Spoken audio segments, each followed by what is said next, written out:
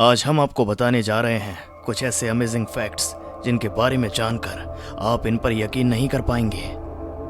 1979 के समय इंग्लैंड में बहुत से लोगों के घर और कारोबार जलकर नष्ट हो गए और इन सभी घटनाओं में एक समान चीज थी, जो थी द क्राइंग बेबी की तस्वीर।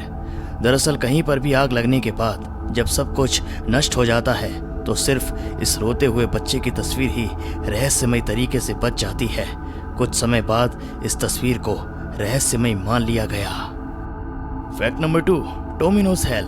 जापान की टोमिनोज हेल को एक श्रापित कविता माना जाता है, जिसे 1919 में सेजो यासो द्वारा अपनी कविता साकीन के 27वें संकलन में लिखा गया था। लेकिन ये 1998 में प्रसिद्ध हुई जब कोकी योमाता ने इसे the heart is like a rolling stone नाम की किताब में लिखा। ये कविता टोमिनो नाम के एक व्यक्ति की है जो मरकर नरक में चला जाता है।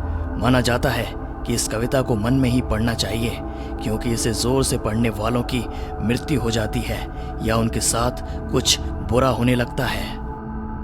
फैक्ट नंबर 3, 21 ग्राम एक्सपेरिमेंट। 21 ग्राम एक्सपेरिमेंट 1907 में डंकन मैकडॉवल द्वारा किया गया एक वैज्ञानिक अध्ययन था।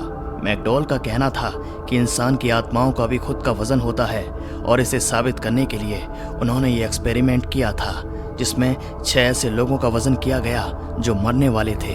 मरने वाले उन 6 लोगों में से एक का वजन 21 ग्राम कम हो गया, लेकिन 6 में से सिर्फ एक के ही वजन में परिवर्तन होने के कारण वैज्ञानिक समुदाय द्वारा इसे नकार दिया गया।